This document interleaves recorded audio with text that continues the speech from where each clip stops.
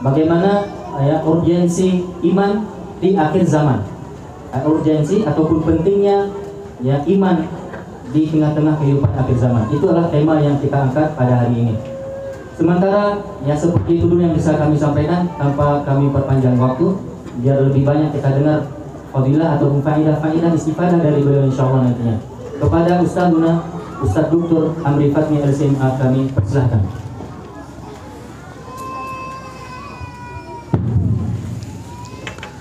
Bismillahirrahmanirrahim. Assalamualaikum warahmatullahi wabarakatuh. Alhamdulillahi rabbil alamin,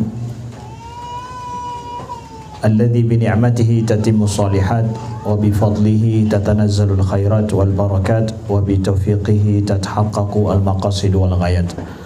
Asyhadu an la ilaha illallah wahdahu la syarika lah wa asyhadu anna Muhammadan abduhu wa rasuluh.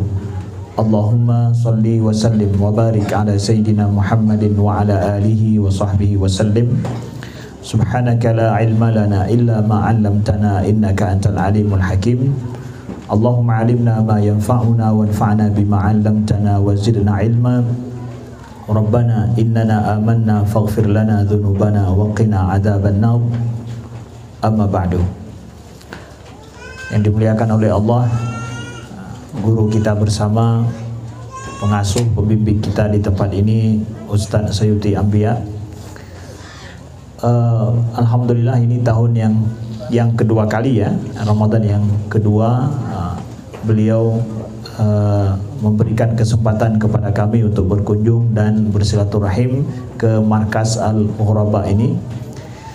Kalaulah saya tadi dibilang istiqamah dalam menuntut ilmu di Al-Azhar, beliau istiqamah mengajarkan ilmu di tempat ini. Saya pikir istiqamah mengajarkan ilmu itu lebih sulit daripada istiqamah nuntut ilmu. Kalau istiqamah nuntut ilmu kadang, kenapa di situ Ustaz? Terus nggak ada pindah-pindah? Ya karena nggak ada uang. Mau pindah ke tempat lain ya nggak ada duit, nggak cukup. Kalau orang ada pergi ke Mesir, ke Sudan, Maroko, banyak uangnya mungkin, banyak kesempatannya. Kalau saya nggak punya banyak kesempatan, nggak punya banyak duit. Jadi akhirnya di situ-situ aja, nggak ada kemana-mana. Kalau Ustadz Sayuti, beliau istiqamah dalam berdakwah di sini terus, di tempat yang dingin. Bagi kami saja hampir nggak mandi pagi tadi. Cuma teringat, dibilang pergi ke Takengon nggak mandi, jadi malu kita nanti akhirnya paksa diri mandi juga. Jadi di sini dengan alamnya yang berat, kemudian tentu tantangan dengan masyarakat juga berbeda. Masyarakat di pergunungan dengan di perkotaan, areal dakwah tentu tantangannya juga sangat sulit. Tapi beliau istiqamah di sini, semua ini mudah-mudahan Allah catat pada setiap juhud beliau yang al-mabdhulah dalam dakwah ini, Allah catat sebagai kebaikan beliau di dunia dan di akhirat. Allah berikan kekuatan kepada beliau dan terus Allah jadikan beliau mukhlis dalam berdakwah beliau hari-hari sampai akhir hayat beliau insyaallah taala. Mudah-mudahan Allah berikan juga banyak orang-orang yang mendukung langkah-langkah beliau dalam berdakwah ini. Amin ya rabbal alamin. Kemudian kepada seluruh para asatiz, pengasuh di markas Al-Ghuraba yang ikut istiqamah di sini membimbing kita semua, kepada tokoh-tokoh masyarakat, kepada alim ulama, tengku-tengku, abu-abu, kakak-kakak, adik-adik, umi-umi yang berhadir di tempat ini. Kami datang di sini dengan asatiz dari Darul Quran Sigli juga, ada Ustadz Munzir, ada Ustadz Fajri dan Ustadz Irnadi di sini ikut mendampingi sambil bersilaturahim juga di markas Al-Ghuraba ini. Alhamdulillah, terima kasih kami ucapkan kepada kesempatan kepada seluruh para asatiz atas kesempatan yang sangat mulia ini. Alhamdulillah, para hadirin yang dimuliakan Allah, kita akan bicara tentang masalah urgensi iman di akhir zaman. Memangnya kita ini sudah di akhir zaman atau belum? Udah ya? Sejak kapan dimulainya? Sudah akhir zaman, sudah. Sejak kapan? Sejak kapan dimulainya akhir zaman? Ya, sejak diutusnya Rasulullah. Ya, buistu ana wal yaumil qiyamah kahataini. Jadi aku diutus dan hari kiamat itu sudah dekat. Begini udah. Kata Nabi, udah dekat. Tandanya tidak ada nabi lagi yang diutus, berarti sudah akhir zaman. Sudah akhir zaman. Cuma sekarang ya secara nisbian bahwa saat ini lebih akhir zaman daripada masa Nabi ya. Itu pasti itu ya. Saat ini sudah mendekati akhir zaman. Jadi kalau ada ustaz yang cerita sekarang kita sudah akhir zaman, ya nggak perlu kasih tahu, memang betul lah ustaz. Ya. Hari ini lebih akhir zaman daripada kemarin, betul ya? Ya, terus jadi kalau dibilang kita ini sudah akhir zaman, tandanya sudah banyak. Ya memang iya. Kita sudah akhir zaman, diutus Nabi aja udah akhir zaman. Cuma kita menyorot sekarang tentang kondisi masyarakat dan pemikiran serta keimanan kita saat ini berbanding dengan zaman setelah Nabi SAW, masa Nabi, masa para sahabat. Ada nggak perbedaan kondisi kita saat ini dengan sebelumnya? Nah, mungkin ini akan kita sorot dalam hal ini. Juga mari kita memaknakan iman jauh daripada permasalahan perbedaan pendapat. Kita sesungguhnya kita orang awam dan mengajarkan iman dan tauhid ini adalah sungguh sangat baik dan diharapkan semestinya kita belajar langsung dari Al-Quran dan juga belajar jauh daripada perbedaan dan perdebatan. Karena yang diperdebatkan itu juz'iyat, ya. Sedangkan masalah tauhid yang paling esensi dan iman itu sungguh sangat luas dan besar dan lebih urgent untuk kita bahas. Nah, maka Bapak Ibu sekalian yang dimuliakan Allah, saya akan membahas sedikit dengan secara basitah, secara sederhana pemahamannya, tapi sedikit nampak nanti agak lebih ilmiah sedikit. Jadi akan saya gabungkan untuk mudah dipahami. Pertama, Bapak Ibu sekalian, ya, kita ingat kepada ayat Allah di dalam surat Al-Anfal. A'udzubillahi minasyaitonirrajim. Bismillahirrahmanirrahim. Innamal mu'minuna alladzina idza dzukirallahu wajilat qulubuhum wa idza tuliyat 'alaihim ayatuhu zadatuhum imana wa 'ala rabbihim yatawakkalun. Dalam surat Al-Hujurat kemudian kita dapatkan Allah berfirman lagi, innamal mu'minuna alladzina amanu billahi wa rasulihi thumma lam yartabu wajahadu bi amwalihim wa anfusihim fi sabilillah ulaika humus shadiqun. Al-Hujurat ayat ke-15. Nah, saudaraku yang dimuliakan Allah, ya. Innamal mu'minun, dan kita berpuasa juga dipanggil ya ayyuhalladzina amanu. Jadi iman adalah kunci daripada semua hubungan kita dengan Allah, ya. Ada hubungan kita dengan Allah yang paling inti, ini adalah iman. Nah, lalu iman ini berasal dari kata apa? Amana yu'minu, imanan, ya. Dari bahasa Arab. Amana yu'minu. Jadi orang Melayu kemudian menyatakan amanah itu artinya apa? Aman. Ya. Amanah apa Ustaz? Ya aman secara bahasa. Aman itu apa arti aman?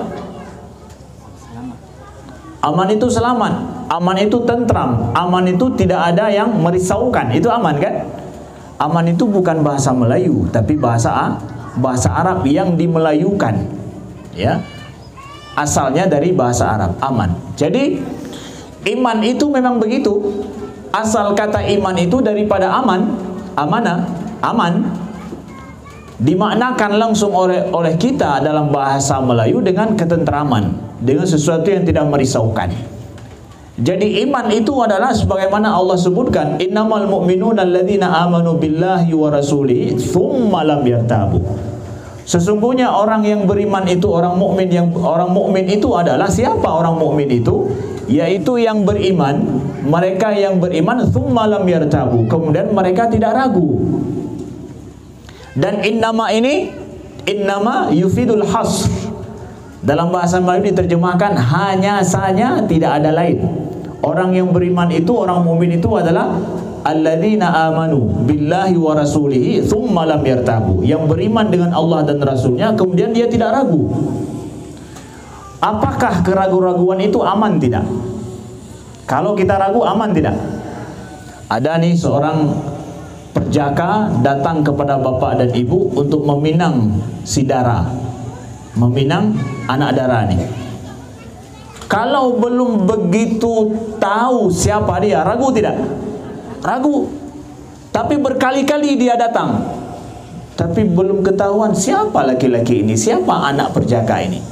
Semakin menyusahkan tidak? Karena apa? Enggak tahu. Tapi kalau datang Ustaz Sayuti misalkan,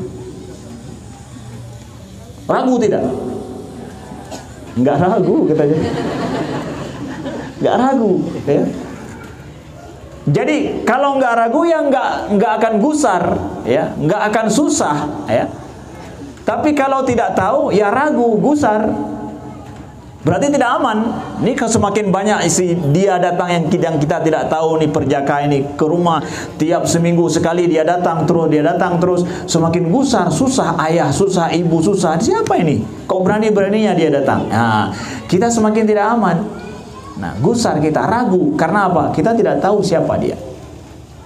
Nah, iman kita kepada Allah dan kepada Rasulnya itu harus sampai kepada titik aman dan tidak meragukan. Makanya para ulama mengatakan bahwa iman yang meragukan itu tidak menyelamatkan. Ya, iman yang meragukan, iman kita pada Allah, kepercayaan, keyakinan kita pada Allah, masih ada keraguan di situ, itu berarti belum tahap aman, belum tahap iman, belum itu. Belum tahap itu, belum tahap iman itu. Enggak. Ya, masih meragukan, maka itu tidak menyelamatkan iman itu. Maka iman kita kepada Allah dan Rasul tidak boleh ada keraguan sedikit pun. Maka oleh para ulama abad kedua kemudian diistilahkan iman itu dengan istilah akidah. Akidah ini tidak ada istilah akidah dalam Quran dan dalam hadis. Kalau kita tanya, kita tadi Ustaz, ada nggak istilah akidah dalam hadis? Di mana yang disebutkan oleh Nabi akidah? Nggak ada. Ini istilah yang dibuat oleh para ulama abad kedua Hijriah. Akidah itu artinya apa? Ya. Akidah itu ada daripada akada. Akada itu adalah sesuatu yang terikat. Kemudian dalam wazan fa'ilah, ya, jadi akidah menjadi sesuatu yang amat sangat. Jadi wazan fa'ilah itu punya makna yang sangat amat, ya. Jadi fa'ilah berarti menunjukkan kepada sebuah ikatan yang amat sangat. Jadi akidah itu adalah merupakan sebuah wujud ikatan yang amat sangat antara seorang hamba dengan Allah. Jadi iman itu adalah perwujudan ikatan yang kuat itu antara seorang hamba dengan Allah Subhanahu wa taala. Maka kalau seandainya seorang punya akidah, berarti dia ini adalah sudah, ya, menjalin hubungan yang amat kuat, tidak terputus dengan Allah Subhanahu wa taala. Nah, itu begitulah mukmin. Dia harus memiliki akidah, memiliki iman yang menjadi tali ikatan dia dengan Allah yang tidak akan pernah terputus. Tidak akan terputus. Berarti terikat dengan baik, yakin tidak putus. Bayangkan kalau misalkan kita naik ke gunung, ya. Kemudian setelah itu dari naik ke gunung itu kita mau rencana terjun payung ke bawah. Ya, ada nggak di sini olahraga terjun payung? Belum, ya? Belum lagi. Nah, ini perlu nanti dari Ghuraba buat olahraga terjun payung di sini. Biar nanti lebih maju lagi gayo ini, ngapain ke sana? Mau terjun payung, setelah terjun payung langsung landing ke Al-Ghuraba. Nah, di sini. Di ujung sana tuh, atas sana tuh, langsung landingnya kemari. Punya kita, ya, pas kali itu, dari ujung sana tuh terus, dari sana terus ke Al-Ghuraba ujungnya, landing di sini. Kalau Anda sampai di sini, Anda selamat. Ya. Nah, jadi naik payung itu, saya lihat, karena saya baru pertama lihat langsung dari dekat itu ketika di Swiss. Jadi di Swiss orang kalau olahraga terjun payung itu sudah biasa di Swiss. Saya pergi langsung mau tahu bagaimana mereka terjun payung. Sebelum terjun payung, mereka akan buat dulu payungnya itu dibuka dulu lebar, kemudian dicek satu-satu talinya, dicek semua sendiri. Nggak boleh orang lain yang cek, dia sendiri yang cek. Dicek semua, kemudian setelah itu dilipat semua, masukkan ke belakang, ya. Atau kalau yang dari gunung seperti itu, mereka langsung nggak ada lipat lagi, langsung terbang, ya. Lari meluncur. Setelah dia cek dulu semua. Kenapa dia mau cek itu? Dia mau lihat bahwa sambungan tali ini kuat nggak, pas nggak semuanya. Kemudian payung ini ada yang sobek tidak? Dia cek sendiri. Bukan orang lain yang cek, dia sendiri yang cek. Setelah itu baru kemudian meluncur ke bawah dia. Untuk apa dia cek? Untuk dia merasa aman bahwa tali ini terhubung dengan benar. Sehingga dia setelah itu meluncur tanpa ada ragu sedikit pun. Santai dia. Ya, melayang-layang begitu, bahkan nanti dia ada model buat begini, mutar-mutar. Itu kalau udah mutar-mutar berarti sudah ahli kali itu. Udah mutar gini dia, meluncur lagi. Begitu tenangnya dia, nggak takut sedikit pun. Kita yang lihat jatuh hati kita.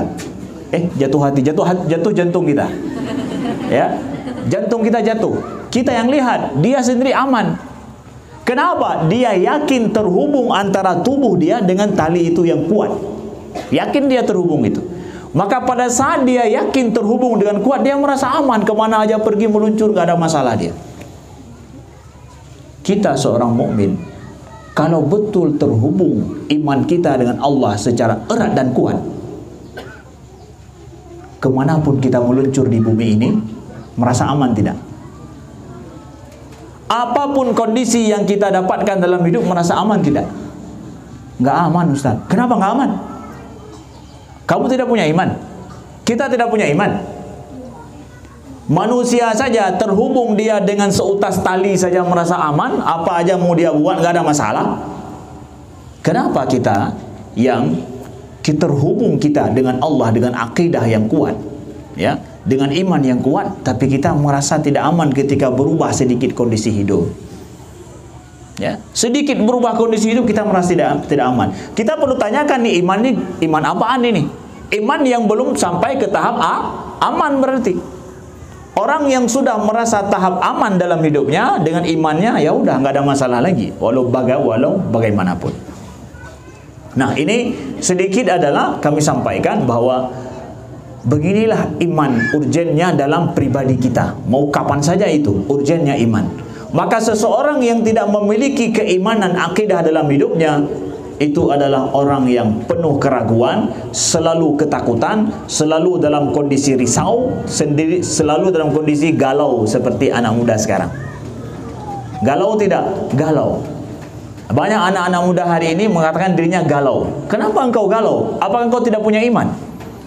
Ya, makanya perlu kepada apa yang disabdakan oleh Nabi dalam Sunan Ibnu Majah, yang kata Nabi, jaddidu imanakum, perbaharui selalu iman kalian. Kalau memang kalian galau, jaddidu imanakum, ya, perbaiki dan terus perbaharui iman itu, supaya kita tidak merasa galau. Pertama, ini adalah istilah iman dan begitu urgennya. Lalu sekarang kita lihat, memangnya dalam kehidupan itu, ya, bisa nggak kita hidup tanpa ada iman, Ustaz? Saya sering kalau di Eropa ditanya, emangnya kita harus beriman, Ustaz? Emangnya kita harus menjadi seorang Muslim? Emangnya saya tidak bisa kalau tidak jadi seorang Muslim? Apa salahnya? Apa salahnya kalau saya ini tidak beriman? Apa salahnya? Saya katakan salah. Dan Anda tidak bisa hidup tanpa menjadi seorang mukmin. Kok bisa begitu? Ya bisa. Ya, memang begitu. Kalau Anda tidak menjadi seorang mukmin, Anda tidak bisa hidup. Iman itu apa sih? Ya, kita mah kalau ngomong pada orang seperti itu, kita akan harus kembalikan kepada logika dasar dulu. Ya. Iman itu apa? Iman itu adalah, di dalam Islam diajarkan bahwa iman itu adalah tasdiq, membenarkan sesuatu yang dibawakan oleh Nabi Muhammad SAW. Ya. Kalau kita meyakini tanpa ada ragu sedikit pun, tasdiq, membenarkan, meyakini dengan sebenarnya apa yang dibawakan oleh Nabi Muhammad SAW, maka Anda adalah mukmin. Ya, kenapa saya harus beriman seperti itu? Begini saya katakan, bahwa hidup hari-hari saja, jangankan masalah dengan Nabi Muhammad, hidup hari-hari saja Anda harus menjadi mukmin dalam tanda kutip. Saya pergi ke Jakarta, kita pergi ke Jakarta, naik apa? Pesawat, nggak ada naik kuda kan? Nggak ada rencana naik kuda ke sana kan? Belum ada. Dari Al-Ghuraba nanti harus coba naik kuda ke sana. Dapat nanti apa? Guinness Book, masuk ke dalam Guinness Book. Kenapa? Orang pertama naik kuda dari Gayo ke ke Jakarta. Nah, pokoknya yang aneh-aneh aja kita buat biar terkenal ya. Nah, oke, kita naik pesawat. Naik pesawat kita beli tiket. Kita beli tiket. Biasa beli tiket di mana? Di travel ya. Atau sekarang lebih maju lagi, langsung di HP sendiri kita beli tiket ya. Kita buka langsung apa misalkan tiket.com ya. Atau ada juga ya apa namanya, aplikasi dari anak kita Aceh ya, anak kita Aceh, orang kita Aceh sendiri yang buat ya. Itu adalah bisa top up, bisa beli tiket juga di situ ya. Bisa tahu, ini bukan promosi tapi ya kasih tahu kalau ada ternyata orang kita Aceh, anak kita Aceh masih muda, mereka buat ada bisa top up, bisa beli tiket juga, tiket pesawat. Nah, kita beli tiket pesawat dari situ ya. Kemudian berangkat dari Banda Aceh menuju ke Jakarta. Pada hari apa? Pada hari Minggu. Tanggal berapa? Tanggal 1 Mei misalkan. Berapa harganya? 2 juta. Naik apa? Garuda. Penerbangan jam 10 pagi. Beli kita, beli ya. Setelah itu langsung bisa kita lihat cek. Udah terbeli, sudah terbayar ya. Langsung sudah masuk apa namanya, nomor bookingnya semuanya, nomor bahkan tempat duduk bisa kita booking langsung. Nah, ini udah kita beli ini dengan HP kita beli, nggak ada orang satu orang pun di sini, cuma kita aja sama HP. Hari apa? Hari Minggu. Nah, yakin nggak ada pesawat hari Minggu itu? Ini berangkat dari Gayo pula nih, dari Takengon sini, kan? Ini betul ada pesawat nggak nih? Jangan-jangan sampai ke sana saya ditipu nih, ternyata sampai ke sana nggak ada pesawat, nggak ada apa-apa. Ini bodong semua. Saya mengandalkan apa pergi ke sana, ke Banda Aceh? Mungkin saya nggak ada pesawat hari itu. Mengandalkan apa? Saya berani pergi packing semuanya, masuk tas semuanya, udah salam-salam sama tetangga, mau berangkat ke Jakarta ini. Nggak pernah pergi, baru kali ini berangkat. Udah ke Duri malam lagi itu. Ya. Jadi jangan-jangan nggak jadi berangkatnya. Malu kita kan? Balik lagi, udah ke Duri malam-malam, udah salam-salaman. Tapi mengandalkan apa saya berangkat ke sana? Siap berangkat dengan dengan baju yang necis semuanya. Ada dasar apa? Keyakinan. Betul nggak itu ada pesawat? Wallahu alam.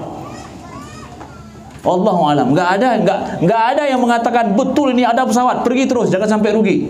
Nggak ada. Udah ngandalkan keyakinan bahwa HP ini nggak bohong. Padahal boleh saja jadi ini semua bodong. Ternyata hidup hari-hari harus mengandalkan apa? Keyakinan. Itu hidup di dunia, itu hari-hari kita.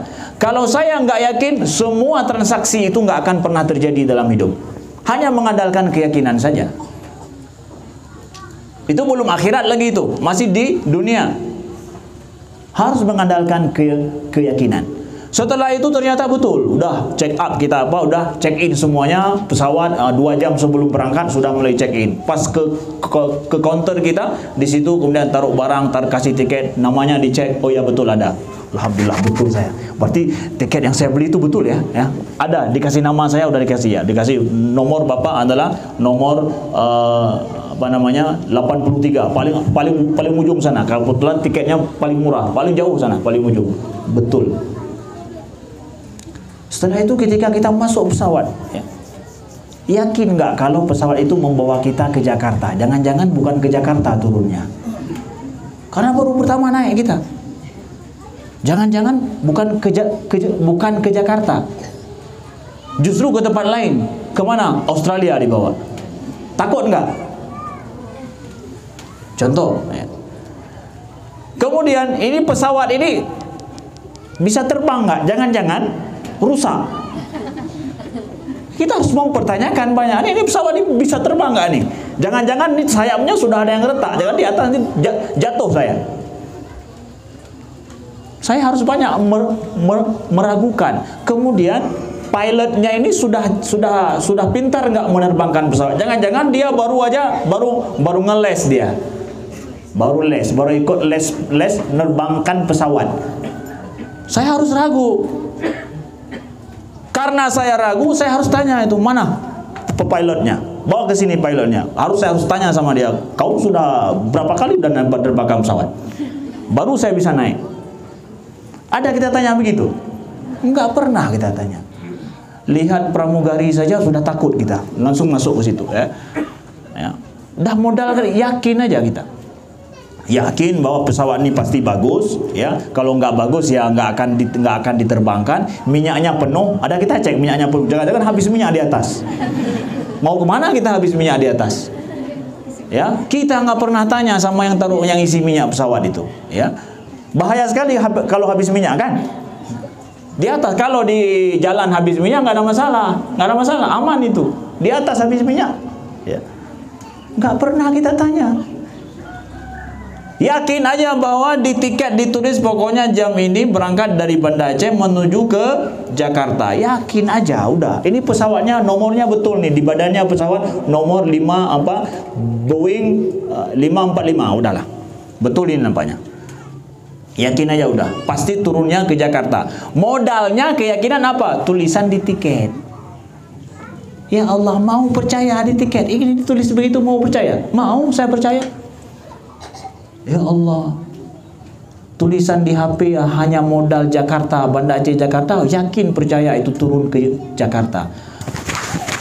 Kalau seandainya ya Allah firmankan pada kita, pada mushaf, pada Al-Quran yang kita baca, yakin nggak?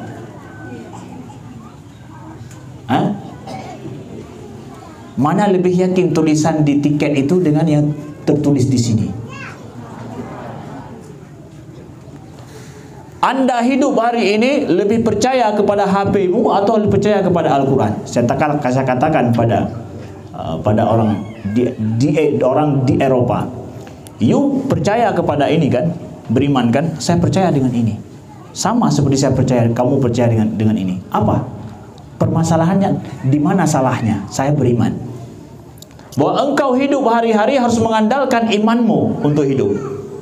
Padahal itu belum terbukti itu. Turun pesawat misalkan di Jakarta belum terbukti. Itu alam gaib. Setelah 2,5 jam nanti baru ketahuan betul. Ini juga begitu. Yang dikatakan oleh Al-Quran ini enggak semuanya terjadi saat ini, tapi akan terjadi setelah dunia kiamat. Yakin kamu tidak? Perlu bukti enggak? Saya harus membuktikan dulu katanya. Saying is believing. Saya percaya baru saya yakin. Kalau saya nggak lihat, saya lihat baru saya yakin. Dia bilang, orang Eropa bilang begitu selalu. Saying is believing. Saya lihat, saya percaya. Bagus kalau begitu. Kamu naik pesawat, lihat dulu kalau dia turun di Jakarta baru kamu naik. Bisa? Hah? Bisa nggak? Nggak bisa. Kalau tanya di pramugari bahwa ini betul ke Jakarta nggak? Betul Pak, ke Jakarta. Tapi betul-betul turun di sana. Betul Pak. Saya nggak yakin. Coba kasih tahu sama saya dulu bahwa dia pesawat ini betul-betul turun di sana baru saya naik. Nggak bisa Pak. Bapak duduk aja masuk dulu. Setelah 2,5 jam nanti Bapak akan lihat. Ini kan masih gaib berarti. Saya harus mengandalkan keyakinan saya aja lah. Udahlah, dia ini jujur, pramugari ini jujur, masa dia kerja di sini enggak jujur? Ngandalkan keyakinan berarti. Karena saya yakin betul, yakin pesawat ini pasti sudah diperbaiki dan semuanya oke, minyaknya penuh, pilotnya juga walaupun saya nggak lihat wajahnya, kita nggak pernah lihat wajah pilot kadang, ya kan? Yang itu kan pesawat, yang menerbangkan pesawat, nggak pernah kita lihat, ya. Kita dengar saja suara dia. Assalamualaikum, nggak ada pakai salam. Selamat siang semuanya para penumpang Boeing sekian. Selamat datang. Dia bilang macam dah dia bilang. Pakai bahasa Inggris, bahasa Indonesia. Ya. Nggak kenal pun kita. Namanya aja kita nggak dikasih tahu. Yakin aja dia orang pintar. Duduklah kita dalam pesawat, capek tidur sampai ngorok lagi kita. Kita bisa tidur sampai ngorok itu tandanya apa ya? Yakin. Bisa nggak kita nggak yakin, ragu-ragu tapi tidur? Bisa? Nggak bisa. Kita nggak bisa naik pesawat dalam kondisi begitu ya, nggak pasti ini betul nggak ke sana ya, jangan-jangan jatuh ya, jangan-jangan ini, jangan-jangan itu, ya nggak bisa tidur itu. Orang yang bisa tidur di pesawat menunjukkan bahwa dia yakin 100% udah tuh yakinnya. Sampai di sana aman semuanya. Maka dia tidur. Itu mengandalkan keyakinan gaib tidak? Hah? Keyakinan gaib tidak? Ya gaib. Gaib secara nisbi, walaupun bisa terbukti nanti. Kalau ini yang terjadi dengan Al-Quran, dengan Allah, beriman kita pada Allah, beriman kita Nabi Muhammad, beriman kita dengan semua rukun iman itu, semua itu gaib mutlak. Artinya apa? Tidak bisa dibuktikan langsung di sini. Ya. Faman ya'mal mithqala dzarratin khairan yarah, wa man ya'mal mithqala dzarratin syarran yarah. Siapa yang berbuat dengan sebiji sawi daripada kebaikan, dia akan lihat. Ya, siapa yang berbuat kejahatan walau sekecil apapun, dia akan lihat. Kapan? Dia akan lihat. Pembuktiannya di mana? Di dunia, bukan di akhirat nanti. Nah, itu namanya gaib mutlak dia. Yakin tidak? Saya yakin. Kalau naik pesawat yakin turun di situ bisa lihat langsung. Bapak nanti akan lihat 2 jam kemudian turun dia di Cengkareng. Bisa dibuktikan dalam tempo waktu 2 jam lebih. Kalau ini dibuktikan kapan? Di akhirat nanti. Beda waktu aja. Formatnya sama. Ini yang kami katakan bahwa kita hidup mengandalkan keyakinan itu adalah merupakan keniscayaan hari-hari. Jadi bukanlah dikatakan kita beriman kepada Allah iman buta, bahwa kita memang harus nggak usah, harus beriman aja udah, enggak. Hari-hari saja. Hari-hari saja kita harus mengandalkan keyakinan itu. Contoh lain misalkan. Kita pergi ke dokter spesialis misalkan. Dokter spesialis mana lebih mahal dengan dokter di rumah sakit Datu Beru? Spesialis yang di toko kan? Kalau di rumah sakit Datu Beru free lagi, gratis. Tapi kok mau ke praktek spesialis, mahal lagi. Ini dia. Ya, itu 500.000 nggak kurang dengan obat-obatnya. Masuk kita ke tempat prakteknya, kemudian kita lihat bahwa tempat prakteknya wangi, bersih, pakai baju dokter lagi dia, kemudian ada piagam taruh di samping, begitu ruang masuk tunggu aja udah ada piagam ini, piagam itu ditaruh. Untuk apa itu semua? Meyakinkan pasien. Kemudian buatlah resep dokternya. Udah ditanya ini semua, dicek semua, buat resep dokternya.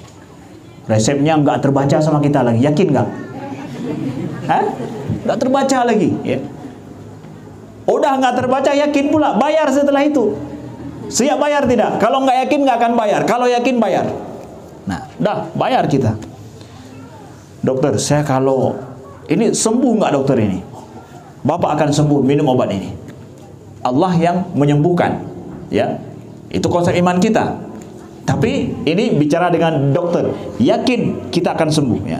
Dokter, saya tidak mau bayar. Saya harus minum obat ini, kalau sembuh baru saya bayar, ya. Supaya pasti, karena saya nggak mau percaya sesuatu yang nggak pasti, dokter. Andalkan itu, pergi ke dokter spesialis. Dokter, saya akan bayar obat ini semua kalau terbukti sembuh. Kalau nggak ada bukti, saya tidak akan mau percaya. Bisa? Bisa nggak? Nggak bisa. Saya harus yakin pada yang gaib, keluarkan uang lagi, gara-gara mau meyakini dia. Padahal semungkin ya, diizinkan Allah setelah itu nggak sembuh sama dia. Harus cari dokter lain. Mengandalkan apa itu? Keyakinan kan? Gaib kan? Ya Allah, ternyata hidup hari-hari kita mengandalkan keyakinan yang gaib. Nggak bisa kita hidup tanpa ada keyakinan yang yakin, seyakin-yakinnya seperti itu. Begitu juga kita ya, berumah tangga di awal-awal ya. Lihat abang tuh ganteng orangnya, kemudian jenggotnya luar biasa, bikin gemes kita ya. Kemudian lihat adik itu pakai niqab lagi, masya Allah nggak pernah buka niqabnya. Yakin nih, mantap, soleh. Yang ini soleh, yang itu solehah. Siap berumah tangga? Siap. Berdua dalam rumah? Siap. Selamanya? Selamanya. Emangnya baik dia? Baik sekali orangnya. Mana buktinya? Jangan-jangan setelah itu berubah. Jadi abang yang jenggot itu jadi bukannya punya uang tapi beruang.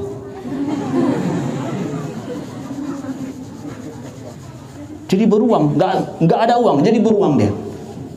Berubah jadinya. Bisa kan? Bisa saja. Jadi kau mau berumah tangga dengan dia, padahal itu sangat mahal sekali. Mahal sekali ya. Bahwa kita sudah menikah, salah orang. Yang kedua udah lain cerita. Betul nggak Ustaz? Betul ya? Dari ya sama beliau udah betul lah berarti. Ya. Mengandalkan apa? Keyakinan. Keyakinan kita. Ya Allah, semuanya kita hidup dengan keyakinan. Maka dari sini, kalau hari-hari kita ternyata kita harus percaya pada sesuatu yang tidak pasti, siapa yang tahu pasti akhir daripada yang kita yakini itu? Bahwa istri saya akan jadi istri yang soleh, yang menenangkan hidup saya. Suami saya akan jadi suami yang soleh. Bahwa saya berangkat akan sampai ke tujuan, padahal itu semua tidak pasti. Maka kita harus percaya kepada yang super power, yang mengendalikan semua hal.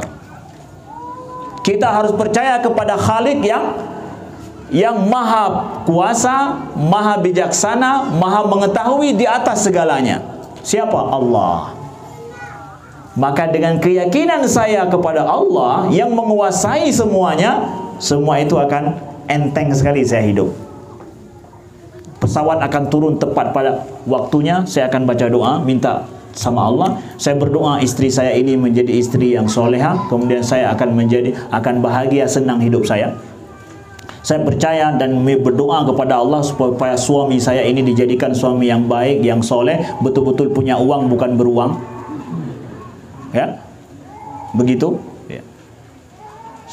Dengan mudahnya hidup ini. Kenapa? Mengandalkan iman. Iman kepada siapa? Pada Allah yang menguasai tadabir kullal haya,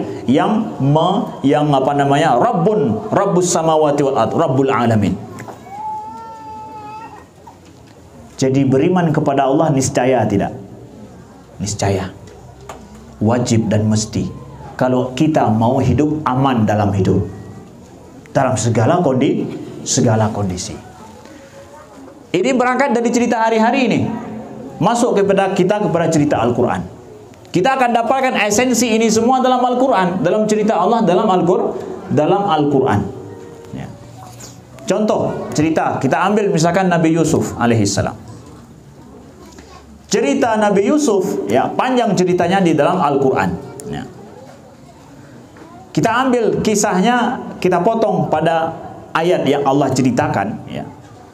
Wa qala alladhi ishtarahu min Misra limra'atihi akrimi mathwah asa ay yanfa'ana aw nattakhidahu walada.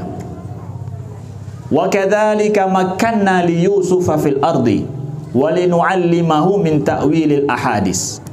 Wallahu ghalibun ala amrih walakinna aktsaran nasi la ya'lamun.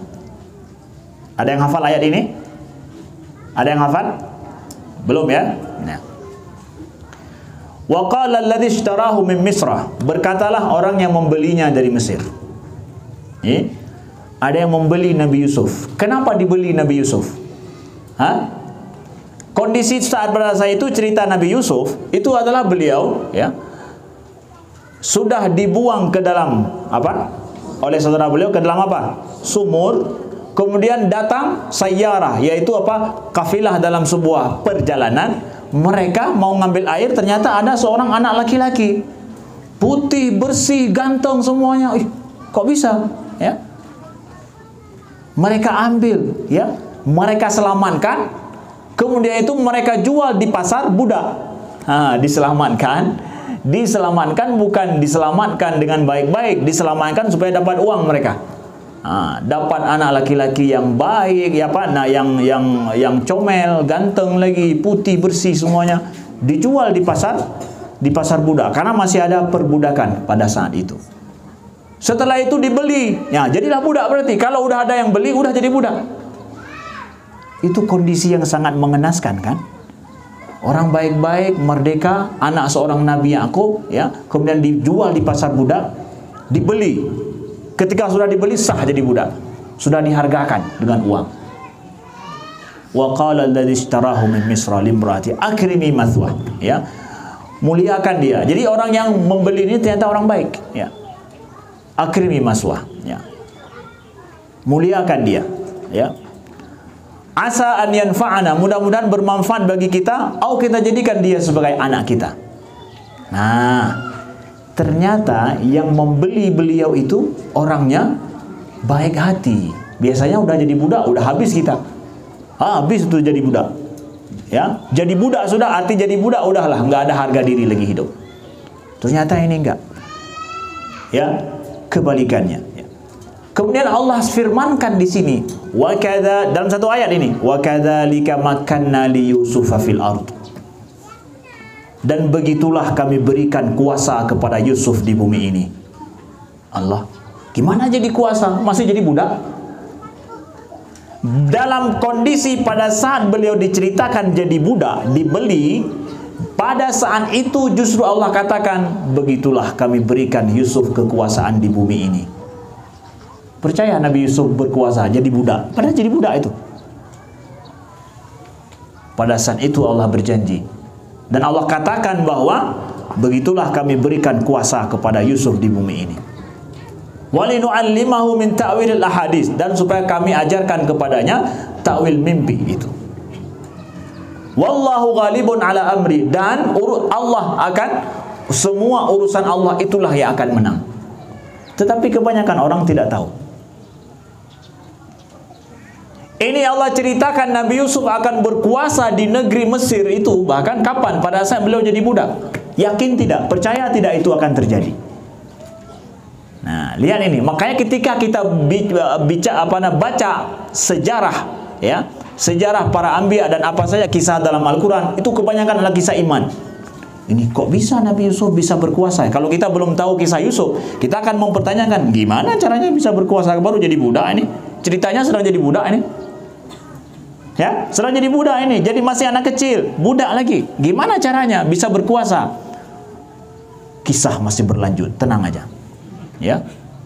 Wallahu ghalibun, yakin Allah ghalibun ala amri, bahwa semua perintah Allah dan apa yang dikehendaki Allah justru itu akan terjadi. Walaupun manusia ingin ini, ingin itu. Nah, kita bacalah ceritanya. Ternyata Nabi Yusuf kemudian, ya, diambil sebagai budak jadi pembantu di sebuah istana Mesir, Perdana Menteri Mesir atau salah seorang menteri bendaharawan negara Mesir.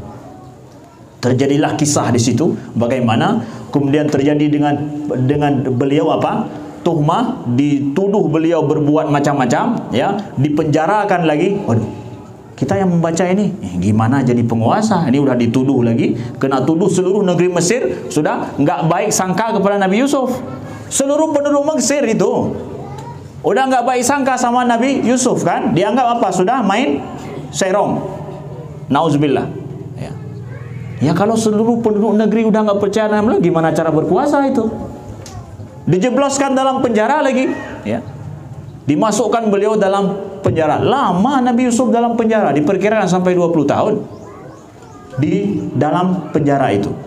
Kemudian ketika akhirnya terjadi di atas dengan urusan Allah, ya, akhirnya Nabi Yusuf disuruh keluar dari penjara. Disuruh keluar dari penjara oleh siapa? Oleh menterinya kan? Disuruh bawa Yusuf kemari. Karena apa? Akhirnya bertahun-tahun ketahuan bukan Yusuf yang bersalah, tapi wanita itu yang bersalah. Nabi Yusuf dalam penjara, ternyata masalah itu mulai diketahui bukan Yusuf yang bersalah. Disuruh keluar Nabi Yusuf. Nah, kata Nabi Yusuf, saya tidak mau keluar. Udah puluh tahun di sini nggak mau keluar. Gimana juga cara berkuasa? Kan akan berkuasa, nggak mau keluar pula itu. Nabi Yusuf kan nggak akan keluar saya. Sampai ya nama saya betul-betul bersih. Kalau nama saya sudah bersih, baru saya akan keluar. Ternyata Nabi Yusuf nggak keluar itu, ya, justru kebalikannya, menjadikan nama beliau bersih di seluruh penjuru negeri. Ya, akhirnya apa yang terjadi? Nah, kita tahu seluruh wanita-wanita Mesir itu diundang, ya, diundang untuk apa? Untuk melihat bahwa si wanita itu ingin mengatakan bahwa saya, walaupun saya sudah dituduh bersalah, tapi kalian nih coba lihat Yusuf, jangan tuduh saya, karena dia sudah terperosok, dia nggak tahu lagi harus kemana. Orang semua seluruh negeri sudah tahu dia yang bersalah rupanya. Akhirnya dia juga ingin melepaskan dirinya. Dia panggil wanita-wanita semua untuk coba kalian lihat Yusuf sekarang. Jangan salahkan saya. Ya, dikasih pisau sama buah itu, ya. Suruh keluar Yusuf sebentar aja dia. Seperti fashion show gitu. Dalam sebentar gitu. Nampak sekilas saja gitu, sekilas pandang. Semua waqatta'na aydiyahunna. Akhirnya wanita dengan itu nggak sadar, udah motong, bukannya buah yang dia potong, tapi tangannya dia potong, nggak sadar lihat Yusuf. Dalikal ladzi lumtunnani fihi. Nah, itulah yang kalian salahkan aku. Coba kalian lihat tuh. Sanggup tahan kalian? Nah. Ya. Nama Nabi Yusuf, keluar beliau dari penjara, nama Nabi Yusuf bersih. Dipercayalah beliau menjadi siapa? Menjadi penguasa oleh Raja Mesir. Bisa berkuasa. Setelah apa? Setelah gelombang kehidupan yang menurut kita nggak pasti. Kok bisa begitu? Kok bisa begitu? Seorang yang berkuasa masa dijebloskan dalam penjara, kemudian dituduh berbuat yang tidak baik secara adab dan akhlak lagi. Gimana caranya? Wallahu ghalibun ala amri. Yakin tidak itu? Itu kisah iman. Begitulah kisah iman terjadi. Saudaraku yang dimuliakan Allah. Ambil kisah lain lagi. Kalau di sini ada sungai, ibu-ibu juga banyak. Kita cerita hubungan sungai dengan ibu-ibu. Saya baru saja dari Loko Badak tadi. Lihat sungai itu. Teringat saya, nih cerita sungai akan kita cerita. Cerita sungai dengan ibu-ibu berarti cerita apa? Hah? Nabi Musa, bagus, pintar ibu-ibu. Ya. Nabi Musa, ya, dengan ibu bunda beliau dan sungai kan, sungai Nil kan. Gimana kisahnya? Kan tentara Firaun, kalau ada anak laki-laki yang lahir akan dibasmi, dibunuh semuanya. Nabi Musa lahir pada saat Firaun memerintahkan semua anak laki-laki Bani Israel yang lahir harus dibunuh hidup-hidup. Pada saat itu Nabi Musa lahir. Kita lihat bagaimana Allah ceritakan, ya, dalam Al-Quran, dalam surah Al-Qasas. Allah katakan, wa auhayna ila ummi Musa. Kami wahyukan kepada ummi Musa, kepada ibunda Musa. Jadi beliau ketika lahir, Nabi Musa sudah lahir, begitu beliau khawatir dan takut, nggak tahu harus menyembunyikan Nabi Musa di mana. Musa yang masih kecil itu, Hanang dahome, nggak tahu harus bawa kemana. Allah berfirman, wa auhayna ila ummi Musa. Wa idza khifti alaihi, maaf saya lupa ayatnya. Wa idza khifti alaihi, coba betulkan ayatnya. Wa idza khifti alaihi fa'alqihi fil yam.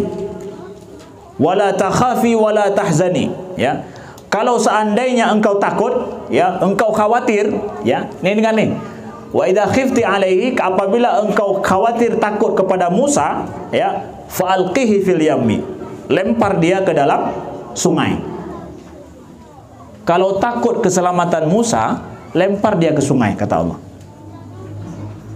Wala takhafi wala tahzani, inna radduhu ilaiki wa ja'iluhu minal mursalin.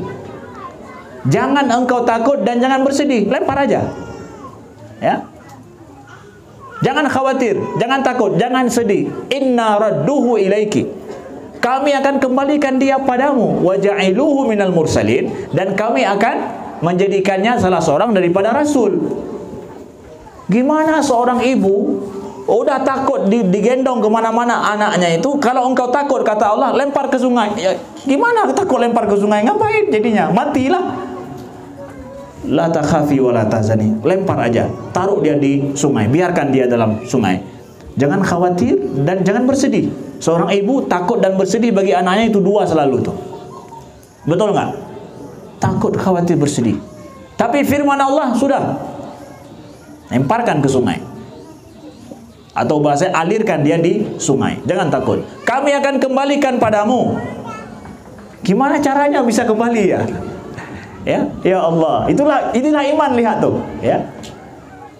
Jangan pertanyakan gimana akan kembali. Inna raddu ilaiki, kami pasti akan kembalikan padamu. Ya. Wa ja'iluhu minal mursalin, bukan cuma balik untukmu, tapi akan jadi seorang rasul. Lebih dari itu, jadi rasul. Allahu Akbar. Itu diwahyukan Allah kepada Nabi Musa, pada ibunda Musa. Apa yang terjadi? Beriman nggak? Percaya nggak ibunda Musa? Percaya. Yakin beliau? Yakin. Beliau alirkan, beliau taruh Nabi Musa di dalam sungai, ya. Kemudian dialirkan, lepas dari tangan beliau. Apa perasaan seorang ibu, anaknya yang dia khawatirkan dilemparkan ke sungai, dialirkan, dan nggak ketahuan akan kemana dia? Hah? Apa yang akan terjadi dengan seorang ibu itu? Allah ceritakan bagaimana perasaan ibunda Nabi Musa. Beliau yakin, iman kepada firman Allah, tetapi sisi manusia beliau tetap terjadi apa? Wa asbaha fuadu ummi Musa farigha. Oh, betul-betul kosong dada Nabi, Pak. Kosong. Farigha di sini hanang dong pegale gede. Hai tu biha bale bahasa gede. Ya, udah nggak tahu ngomong apa lagi, udah pikiran beliau sudah nggak menentu lagi. Dada beliau sudah nggak menentu. Kenapa? Anaknya dalam sungai. Akan apa yang terjadi itu? Nah, bayangkan, Allah ceritakan itu. Susahnya beliau. Ya. Tapi akhirnya yang terjadi apa? Nah, itu yang di luar kuasa kita. Musa yang masih kecil, ya, diambil oleh Fir'aun, keluarga Fir'aun. Kemudian diambil oleh keluarga Fir'aun, dibawa ke istana, dan istrinya ini yang mengatakan bahwa la taqtuluhu, jangan engkau bunuh dia, ya. Qurratun aini walak, ini adalah pelipur lara bagiku dan bagi kamu. Bayangkan itu, ya. Justru musuh yang ditakuti, ke jantung musuh pula sampai Nabi Musa dengan kuasa Allah. Lari dari tentara Fir'aun, justru masuk ke rumah Fir'aun. Nah, itu ajaib. Tapi itu urusan Allah. Wallahu ghalibun ala amri. Ya. Nah, setelah itu yang terjadi, Nabi Musa yang kecil itu disusui, karena di istana sejak dulu itu memang ada penyusu, ada ibu-ibu sebagai ibu susu. Semua ibu susu di istana itu nggak mempan. Nangis malam Nabi Musa, ya. Musa nangis, nggak berhenti nangis. Disusui sama ini nggak mau, susui sama itu nggak mau juga. Semua nggak mau. Istana geger. Kenapa? Seorang bayi nangis malam. Fir'aun pun nggak bisa tidur dia. Ya, nggak bisa tidur Fir'aun. Tapi ini kenapa? Permintaan istri. Dia sudah kabulkan. Jangan bunuh dia. Ini adalah pelipur lara kita. Nah, di sini kita tahu Fir'aun yang bejat itu ternyata takut sama istrinya.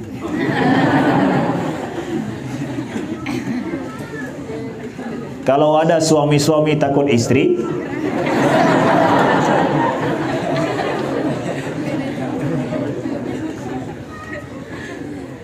secara logika nggak mungkin kalau seandainya Fir'aun nggak takut sama istrinya. Berarti dia takut sama istrinya, istrinya itu. Kalau bukan istrinya orang baik, ya, Fir'aun itu akan hancurkan sendirinya. Ya.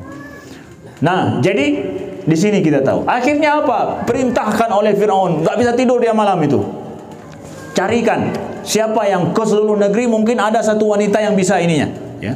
Dibawalah ke pasar, cari siapa ada. Disitulah kisahnya dalam surah Al-Qasas Allah ceritakan, ibunda beliau, ya, menyuruh siapa? Kakak Nabi Musa, ya, qalat Qusi, tolong cari di mana adikmu itu, ya. Pokoknya beliau yakin Musa itu selamat, tapi beliau nggak tahu kemana. Akhirnya karena hanang dong pegale kami dah dia ho ada kan selamat berhana. Ya, disuruh. Akhirnya pergilah ibunda kakak Nabi Musa. Ternyata beliau jumpa, tahu itu adiknya. Nabi Musa dibawa ke pasar-pasar untuk lihat bisa nggak menyusui sama kamu. Pokoknya dites sama wanita-wanita, bisa menyusui nggak? Siapa yang ada yang nangis tuh Nabi Musa, nangisnya, ya. Akhirnya tahulah kakak Nabi Musa lihat, itu Musa itu, ya, yang kecil itu nangis, ya. Akhirnya apa dikatakan sama kakak beliau apa? hal adullukum, mau tidak aku kasih tahu pada seorang wanita yang banyak anak-anak. Itu biasanya kalau sama dia itu bisa, padahal ibunda beliau. Ya, tanpa diketahui oleh tentara Firaun. Mau tidak aku kasih tahu ada seorang wanita yang banyak, kalau biasanya bayi-bayi seperti itu yang pasti mujarab sama beliau. Dibawakanlah akhirnya, karena udah nggak tahu sama wanita mana lagi yang mau dia menyusui. Faradduhu ilai, dikembalikan oleh Allah kepada ila ummi Musa kai taqarra ainuha wala tahzan, supaya kami kembalikan, Allah katakan kami kembalikan Musa kepada ibunya, kai taqarra ainuha wala tahzan, supaya ibunya merasa senang dan dia tidak bersedih lagi. Kembali dengan cara yang tidak disangka-sangka ke dalam pelukan ibunda beliau. Pada saat kembali ini aman. Kenapa? Di bawah pengawasan keamanan sertifikat Firaun. Udah jadi anak asuh Firaun tapi dalam pelukan ibunda beliau. Betul enggak terjadi seperti itu? Seperti kata Allah, inna radduhu ilaiki, kami akan kembalikan padamu. Lempar aja ke sungai. Suatu hal yang enggak mungkin. Sedang khawatir takut lempar ke sungai, ya matilah. Enggak mungkin. Enggak, berimanlah pada Allah, percayalah pada Allah. Terjadi itu. Itu kisah iman. Persis seperti yang kita ceritakan tadi dalam hidup kita. Mau saya tambah lagi ceritanya? Sudah cukup Ustaz ya? Kalau banyak-banyak kita tambah nanti lupa pula. Karena banyak ingat, banyak supaya tidak lupa.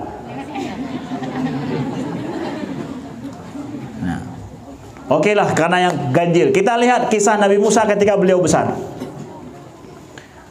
Kisah paling kritis Nabi Musa, ya. Kisah kritis Nabi Musa ini. Ini juga masalah kisah iman, ya. Dalam surat Asy-Syu'ara Allah ceritakan, falamma tara al-jam'an. Nah, ini paling kritis ini. Kisah paling kritis, tapi ini menunjukkan pada kisah iman ini, ya. Falamma tara al-jam'an qala ashabu Musa inna lamudrakun. Nah, maka tatkala, ya, ini kisah ini terjadi adalah ketika Nabi Musa sudah lari dengan Bani Israel daripada Firaun, ya. Kemudian Nabi Musa akhirnya berjumpa sampai ke pantai, berjumpa Laut Merah. Udah nggak tahu lari kemana, udah Laut Merah di depan, Bahrul Ahmar. Lalu di belakang beliau tentara Firaun menyusul. Disusul Nabi Musa dan Bani Israel. Nabi Musa di depan sudah laut, ya, sudah laut. Kemudian di belakang disusul oleh tentara Firaun. Enggak kelihatan, jauh mereka. Nabi Musa berhenti di depan laut, udah nggak tahu kemana lagi. Kemudian Bani Israel sudah khawatir dan takut. Akhirnya karena mereka berhenti, sedangkan yang di belakang menyusul, dapat nggak? Kira-kira kalau kita kejar orang, yang kita kejar sudah berhenti, kita masih kejar, dapat nggak kayak gitu? Dapat. Dia udah berhenti berlari. Sampai pada tahap kritis, falamma tara al-jam'an. Maka Allah fokuskan, Allah firmankan pada kita, falamma tara al-jam'an. Ketika dua kelompok sudah saling pandang. Udah dekat kan? Tuh, udah, itu mereka itu, Firaun. Dengan tentaranya di depan laut, di belakang tentara Firaun. Mau kemana? Ini titik kritisnya. Falamma tara al-jam'an qala ashabu Musa.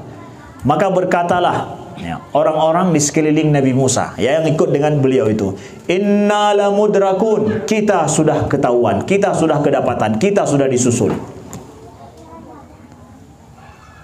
Ragu kalau kita sudah disusul. Tuh, tara al-jam'an. Kritis sekali sudah. Mau kemana? Apa jawab Nabi Musa? Qala kalla. Qala Musa kalla. Nabi Musa berkata, tidak, kita tidak akan disusul. Kok bisa?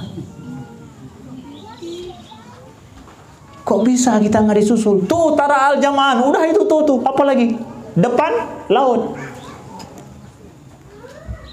Qala kalla inna ma'iya rabbi sayahdin. Bersama denganku ada Tuhanku yang akan memberikan petunjuk. Allahu Akbar. Ini titik iman klimaks yang paling tinggi yang kita harus belajar daripada para anbiya. Ya. Bukan dari Ustaz Sayuti, dari anbiya. Ya. Betul Ustaz? Ya. Ya. Dari anbiya kita belajar titik tauhid iman yang betul-betul berpengaruh dalam hidup dan memberikan efek pada sebuah keputusan dalam hidup pada saat yang paling kritis. Qala kalla ma'iya rabbi sayahdin, bersamaku ada Tuhanku yang akan memberikan petunjuk. Padahal itu Allah belum kasih instruksi apa-apa tuh. Udah Nabi Musa cerita aja begitu, ngomong aja begitu di depan para orang-orang yang sudah takut, khawatir. Ya. Setelah Nabi Musa ceritakan, katakan itu enggak, bersamaku ada Tuhanku memberikan petunjuk. Setelah beliau katakan itu, baru Allah wahyukan, wa auhayna ila Musa an anidrib bi asaqal bahr. Kami wahyukan kepada Musa, pukulkan tongkatmu ke laut. Nah, padahal itu enggak ada skenario awal. Nggak ada Allah katakan tenang aja, nanti kalau sampai ke laut nanti engkau pukul itu, tenang aja. Nggak ada skenario awal dari Allah. Allah katakan kepada Nabi Musa, bawa lari Bani Israel, nanti kalau dapat laut pakai aja tongkat ini, tenang aja, nggak akan apa-apa. Nabi Musa nggak tahu itu. Kok bisa Ustaz katakan yang seperti itu? Karena mudrakun sudah mau dekat.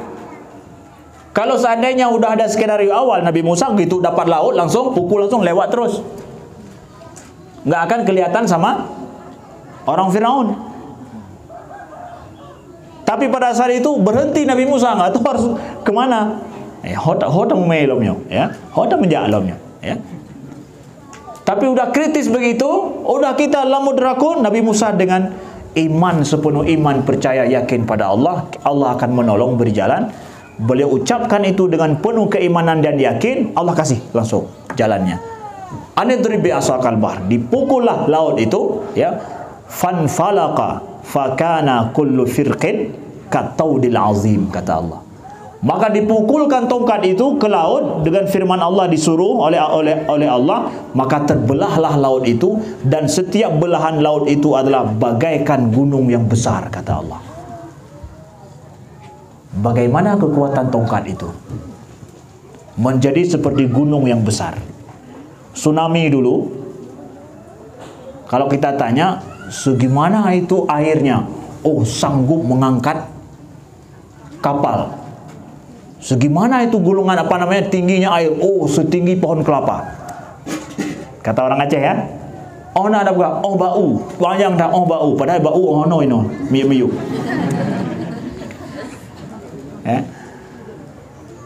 Kekuatan yang bisa menjadikan air laut sampai begitu, ya gempa tektonik sampai seperti gempa tsunami 9 skala Richter. Ya. Tongkat Nabi Musa yang bisa diayun dengan ringan bisa berubah memiliki kekuatan lebih daripada 9 skala Richter berarti. Kok bisa itu, dari mana? Ma'iya Rabbi, bersama Tuhanku. Nah, bersamaku ada Tuhanku. Tenang nggak orang mukmin dalam hidup? Pada saat imannya itu sampai klimaks seperti imannya para anbiya, ya, begitu menenangkan hidup ini, ya. Dalam sekritis apapun yang terjadi dalam hidup, ada jalan keluar. Dari mana? Allah akan memberikan. Tapi jangan pikir bahwa, ini kesalahan kita ya, berpikir bahwa kalau saya sudah beriman kepada Allah, semuanya sudah jaminan daripada Allah, berarti saya nggak akan ada kesusahan lagi dalam hidup saya, semua enteng. Kalau begitu Nabi Musa nggak perlu lari, Nabi Musa nggak perlu harus berusaha, Nabi Musa nggak perlu harus berpikir panjang, harus menahan lapar, itu tetap. Itu sunnatullah. Asbab dalam hidup ambil. Bukanlah orang beriman itu adalah orang yang berpangku tangan. Tapi apa juga? Innamal mu'minun alladzina idza dzukirallahu wajilat qulubuhum wa idza tuliyat 'alaihim ayatu zadatuhum imana wa 'ala rabbihim yatawakkalun. Dan mereka bertawakal ujungnya kepada Allah. Lihat bagaimana tawakalnya Nabi Musa berhasil menyelamatkan Bani Israel. Gimana? Harus lari, harus jumpa dengan Fir'aun, harus minta izin sama Fir'aun, berikan izin aku bawa pulang. Gak boleh bawa Bani Israel. Akhirnya harus bergelut dengan apa? Penyihir Fir'aun supaya membuktikan beliau seorang nabi. Nabi Musa sendiri diberikan apa namanya? Mukjizat ular yang besar itu, beliau takut sama, bukan enak dapat mukjizat ular, beliau sendiri takut kan? Kan Allah ceritakan dalam Al-Quran, dikasih mukjizat tongkat berubah jadi ular, ya. Beliau sendiri nggak enak, takut beliau sama itu. Tapi itulah kuasa Allah, ya. Jangan engkau takut, ambil dia. Kami akan kembalikan tongkatmu seperti sedia kala. Ambil, ya. Susah Nabi Musa. Kemudian pergi engkau dengan Fir'aun, kan? kepada Fir'aun, katakan faqula lahu qawlan layyina. Ngomonglah dengan Fir'aun dengan kata-kata yang lembut. Nah, Nabi Musa bilang, ya Allah, enggak mau, saya takut sama Fir'aun. Kenapa? Karena aku ada permasalahan dulu, ya, aku pernah dikejar sama Fir'aun. Susah Nabi Musa juga, disuruh sama Allah jumpa sama Fir'aun. Ada keluh kesah beliau. Kan engkau sudah beriman. Emangnya kalau sudah beriman nggak ada keluh kesah? Apakah ketika kita ada keluh kesah kita berarti kita udah nggak beriman lagi? Jangan. Begitulah tawakalnya seorang mukmin.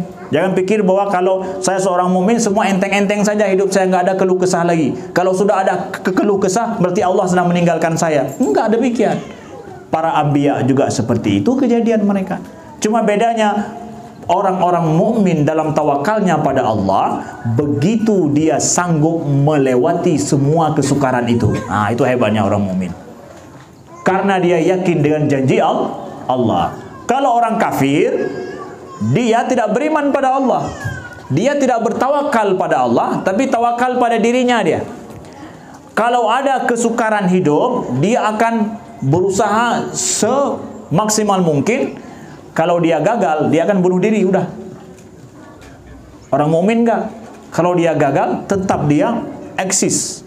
Kenapa? Allah yang menentukan segala sesuatu. Aku hanya berusaha saja. Nah, para hadirin sekalian yang dimuliakan Allah, kita lanjutkan sedikit penjelasan kita, kajian kita tentang masalah iman. Nah, sekarang setelah kita mengetahui bagaimana, ya, fungsi iman dalam hidup kita, ya, dan bagaimana iman itu bekerja, dan betapa dia iman itu ternyata sebuah keniscayaan kapan saja dan di mana saja, dan juga sebagaimana saya jelaskan tadi secara logisnya dalam hari-hari, dan saya buktikan lagi dengan kisah dalam Al-Quran. Selanjutnya kita lihat, ya, apa urgensi iman kita di akhir zaman saat ini.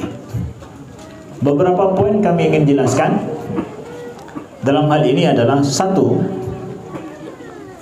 bahwa kehidupan kita saat ini kita rasakan dengan perkembangan zaman yang semakin maju,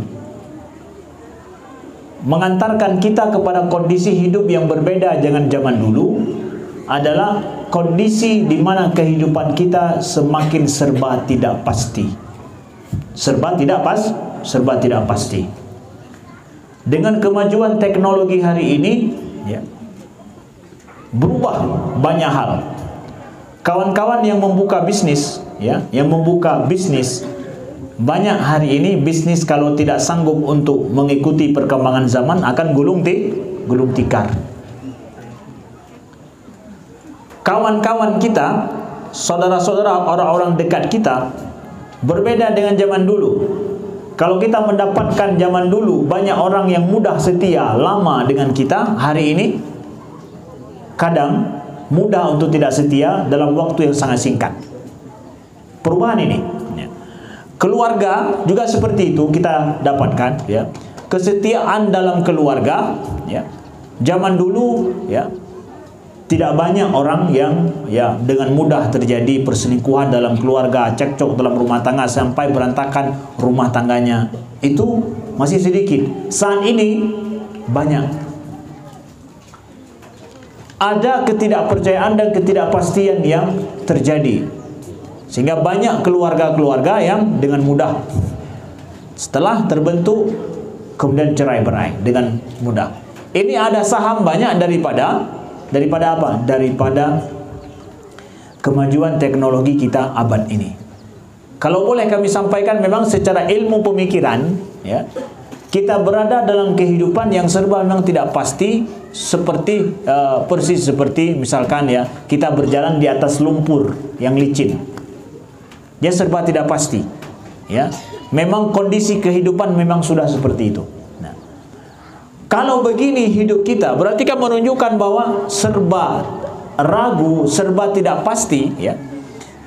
Makanya kalau hidup sudah serba tidak pasti seperti ini, di manakah kepastian itu ada? Kita nggak bisa hidup dengan penuh keraguan, nggak bisa. Kita justru ketika hidup hari-hari kita serba tidak pasti, kita harus mencari di mana titik kepastian hidup yang kita bisa bergantung ke sana, yang kita bisa menumpahkan semua kondisi dan keluh kesah kita. Manusia tidak mampu memberikan kepastian pada kita. Disinilah urgennya iman di akhir zaman kita, pada saat zaman sudah tidak pasti, kehidupan kita serba tidak pasti saat ini. Kita perlu dalam hidup sebuah kepastian. Dengan iman inilah, iman kita pada Allah, ya, inilah yang menjadikan hidup kita serba pasti, saudaraku yang dimuliakan Allah. Jadi kenapa hari ini kita dapatkan Islam justru di Eropa semakin meningkat jumlah orang-orang non-muslim yang masuk Islam, dan agama yang paling pesat berkembang di Eropa itu justru adalah agama Islam. Padahal secara trennya orang Eropa sedang meninggalkan rame-rame agama mereka, ya, agama yang pernah mereka mereka tinggalkan. Tapi kenapa mereka berlari masuk ke agama Islam? Ya, itu kan unik. Karena Islam, ya, mengajarkan kepastian. Dan iman tauhid Islam itu sangat simpel dan mudah untuk dipahami oleh siapa saja. Tidak ada keraguan sedikit pun. Ketika Allah firmankan dalam Al-Quran, "Dzalikal kitabu la raiba fihi hudan lil muttaqin." Bahwa Al-Quran itu betul-betul adalah kitab la raiba fi, tidak ada keraguan sedikit pun padanya, ya, dan menjadi petunjuk bagi orang-orang yang bertakwa, dan mereka mendapatkan betul begitu. Al-Quran itu tidak ada keraguan sedikit pun dalam informasi yang disampaikan oleh Allah. Jadi ketika kehidupan dunia di Eropa nampak sekali ketidakpastian secara ilmu pemikiran juga dalam hidup hari-hari juga. Kan kita tahu di Eropa itu, misalkan di negeri barat orang nggak suka jadi PNS, nggak suka. Jadi pegawai negeri sipil, mereka suka jadi PNS, yaitu pegawai negeri swasta. PNS juga ya, PNS juga jadinya, pegawai negeri swasta. Sekarang sudah jadi ASN. Kenapa? Ya, semakin hidup kita tidak pasti, laba itu semakin banyak. Itu kaidah bisnis ekonomi dalam hidup. Kalau mau cari aman saja secara ekonomi, ya, kalau cari aman, secara ekonomi nggak laba. Maka mana lebih banyak para pedagang untungnya dengan PNS atau ASN setiap bulan? Pedagang lah. Kalau mau kaya, berdagang. Dagang bisa dipastikan berapa untung? Nggak pasti. Rugi besar juga kemungkinannya. Tapi pada saat kita siap menanggung kerugian serba tidak pasti itu, di situ laba besar bisa ditanggung, bisa diambil. Nah, itu teori ekonominya, teori hidup di dunia. Orang Eropa, mereka memang hidup mereka dengan teori ekonomi begitu. Nah, sehingga hidup mereka mempengaruhi pada kejiwaan mereka. Mereka serba tidak pasti. Di sini akhirnya mereka lari kepada agama Islam yang secara iman agama Islam, ya, menjanjikan kepastian dalam hidup. Satu. Yang kedua, bahwa dengan kita beragama, kita memiliki tujuan hidup. Kita punya iman, ya. Iman kita yakin, kita bertauhid murni pada Allah. Dengan itu kita punya tujuan hidup. Allah berfirman, "Afahasibtum annama khalaqnakum abatha wa annakum ilaina la turja'un?" Apakah kalian menyangka bahwa kami menciptakan kalian itu abatha, sia-sia, tidak ada maksud dan tujuan, tidak ada maksud dan tujuan. Wa annakum ilaina la turja'un, dan kalian tidak akan dikembalikan pada kami. Nah, Islam datang menyampaikan tujuan hidup manusia itu apa, mengajarkan setiap langkah tahap hidup itu semua ada tujuan akhirnya.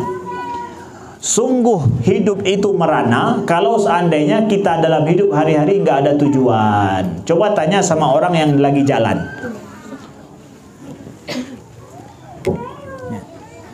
Coba kita tanya sama orang yang lagi jalan, mau kemana? Kalau dia punya tujuan, mau ke, alhamdulillah, bagus itu. Dia masih punya tujuan hidup. Mau kemana? Oh, entahlah, saya sudah tidak tahu lagi akan kemana. Apa artinya itu? Hah? Sudah sengsara dia hidupnya. Sudah tidak ada makna lagi. Sudah tunjukkan kemana jalanku. Ya, udah dia sendiri udah nggak tahu lagi kemana jalannya. Merana hidup. Maka setiap saat, waktu, setiap hari, setiap bulan, setiap tahun, ya, bahkan sekali dalam hidup ini, kalau kita tidak memiliki tujuan hidup, berarti hidup kita merana. Dan itu terbukti sama orang-orang di Eropa yang mereka tidak punya agama, nggak punya tujuan hidup. Akhirnya hidup mereka hanya untuk memuaskan nafsu sesaat saja. Ya, nafsu sesaat. Setelah nafsu itu dipuaskan, mulai akhirnya apa? Bosan. Hidup di dunia ini, kalau kita mengandalkan memuaskan nafsu, ujungnya bosan. Nafsu apa aja, sudah begitu ditakdirkan oleh Allah. Nafsu apa aja. Dan kemudian di balik nafsu yang membosankan itu, kalau kita perturutkan nafsu hidup, nantinya akan membahayakan hidup. Semua yang enak dan lezat di dunia ini Allah ciptakan, di belakangnya penyakit yang parah. Mangga sama durian, mana lebih enak? Durian. Mana lebih mahal? Durian. Mana yang lebih bahaya di belakangnya? Durian. Bahaya. Maaf, orang memperturutkan zina. Penyakit yang belum didapatkan obat hari ini apa? Nafsu diperturutkan, membosankan ujungnya. Nafsu yang diperturutkan membahayakan ujungnya. Begitu, udah apa namanya, Allah ciptakan sunnatullah seperti itu. Maka hidup nggak bisa dengan cara memperturutkan sesuatu yang sifatnya nafsu sesaat. Tujuan hidup itu mesti sesuatu di luar daripada kehidupan itu sendiri. Ya, Bapak Ibu sekalian. Jadi tujuan hidup kita apa, Ustaz? Nggak mungkin di dunia ini, nggak mungkin di tempat ini. Tujuan mesti di luar daripada itu semua. Ya, saya mau apa? Ya, saya mau ke Takengon. Saya berangkat dari Sigli, mau kemana Ustaz? Mau ke Takengon. Oh, tujuannya jauh ya. Orang akan mikir, jauh Ustaz ya. Ada jamaah yang tanya, jauh Ustaz ya? Ya, jauh sejenak. Tujuan semakin di luar semakin bagus. Tujuannya kemana? Ke situ. Mau kemana Ustaz? Mau ke depan itu. Alah, cuma segitu. Tujuan yang bagus itu harus yang jauh daripada bukan di sini, jauh daripada jangkauan. Bagus. Mau sekolah kemana? Di situ tuh. Kuliahnya di mana? Di situ, di pinggir rumah. Di Gajah Hitam lah. Jadi tujuan kamu kuliah tinggi itu di Gajah Hitam? Enggak, kemana? Oxford, Inggris. Oh, cile, masak Oxford sih. Kemana? Ke Mesir. Kenapa? Enggak ada di sini. Maka tujuan semakin tidak ada di sini, semakin tujuanmu apa? Akhirat. Oh, akhirat tujuannya. Itu tujuan hidup. Tujuan hidup tidak ada dalam hidup, tapi di luar hidup. Itu dia tujuan hidup. Logis gak? Betul gak? Betul. Tujuan hidup begitu.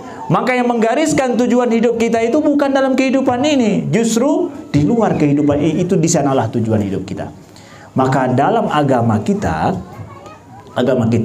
tujuan hidup kita itu bukan dunia ini, tapi apa juga akhirat kelak nanti. Sehingga dengan ada tujuan itu, akhirnya keberadaan saya di dunia ini berharga. Saya mau kemana? Mau ke Mesir. Jadi kok di Al-Ghuraba? Karena tujuannya jauh, bahasa Arabnya semakin diperkencang, kemudian tambah lagi dengan ilmu fikihnya, ilmu hafal Qur'annya diperkencang. Kenapa? Tujuannya jauh tuh. Bermakna keberadaannya di sini. Kenapa? Ada tujuan yang jauh. Tapi kalau tujuannya di Al-Ghuraba ke kemana? Di sini lagi. Ya udah begini-begini aja lah, ustaz aja itu aja, ya udahlah begitu. Maaf, bukan maksud saya mengkecilkan itu, bukan. Semakin jauh tujuan itu, ternyata makna keberadaan kita di sini semakin berharga. Begitu pula lah orang yang tujuan dalam hidupnya akhirat, menjadikan kehidupan dunianya berharga. Ini nggak lama ini saya akan berangkat ke akhirat. Tinggal berapa? Umur saya sekarang berapa? Umur saya sudah 30, sudah 40, sudah 50, sudah 60, udah nggak lama lagi nih. 50 berarti mungkin tinggal 10 tahun lagi nih. Karena Nabi aja meninggal 60 tahun lebih, ya. Kalau sudah 60 tahun, udah nggak lama lagi apa? Ini udah umur diskon nih. Udah lewat 60 tahun, udah diskon semua itu. Ya. Udah lewat, udah 70 tahun. Aduh, sudah lewat di umur saya. Kenapa? Sudah 70 tahun. Udah. Semakin berpacu kita. Kenapa? Akhirat nanti. Begitu, semakin berharga. Kita semakin produktif. Kenapa? Tujuan jauh. Persiapan kita terus kita buat. Nah, agama mengajarkan tujuan hidup dan menjadikan akhirnya kehidupan iman kita itu menjadikan kehidupan saat ini bermakna. Karena kita punya tujuan. Kalau seandainya kita tidak punya tujuan, maka akan terasa sia-sia apa yang kita lakukan. Itu pentingnya tujuan. Maka Allah sampaikan, ayah sabul insanu ayyutraka sudah. Memangnya manusia akan menyangka bahwa dia akan ditinggalkan begitu saja? Sudah. Sudah itu adalah diambil dari kata-kata onta yang dia sudah nggak bisa pakai lagi, sudah tua, ditunggangi nggak bisa, dipakai untuk narik gerobak nggak bisa, sudah nggak bisa apa-apa lagi. Itu orang Arab dulu, onta seperti itu dibuang di apa namanya, di Sahara, di gurun, dibunuh nggak, udah dipakai nggak bisa, udah nggak bisa pakai apa lagi, udah mati, biar mati di situ dia, ya, udah nggak bisa pakai lagi. Itu sudah. Memangnya hidup ini kalian sangka ya, begitu saja? Kata Allah, enggak wahai manusia, enggak. Ada tujuan hidupmu, akan dipertanggungjawabkan semuanya. Akhirnya hidup ini bermakna, dan itu nggak dimiliki oleh orang yang nggak punya iman.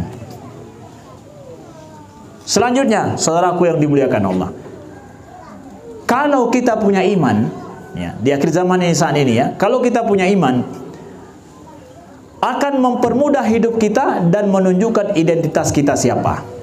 Nah, orang punya iman punya identitas, nggak punya iman nggak punya identitas. Saya misalkan jumpa dengan seorang kawan baru, ya, kita ke luar negeri misalkan, jumpa seorang kawan baru, kita tanya, dari mana kamu? Dia bilang dari Cina. Oh, orang Cina dia. Kita tahu bahwa ini makan anjing dia nih. Tahu dia ini makan kucing dia ini, ya. Orang Cina makan anjing, makan kucing kan? Biasa aja dia, ya. Cina yang Cina, maksudnya Cina-Cina, bukan Cina Muslim, ya. Ya. Kenapa? Nah, emang hidupnya seperti itu, identitas mereka seperti itu. Orang Cina ini apa? Suka berdagang nih, ya. Ya, orang Cina kan bisnis aja kerjanya. Nah, berarti ini identitas dia, ini dia. Dia kemana-mana aja uang, dagang aja kerjanya. Ya, kalau masalah makan apa aja bisa dimasak sama orang Cina tuh.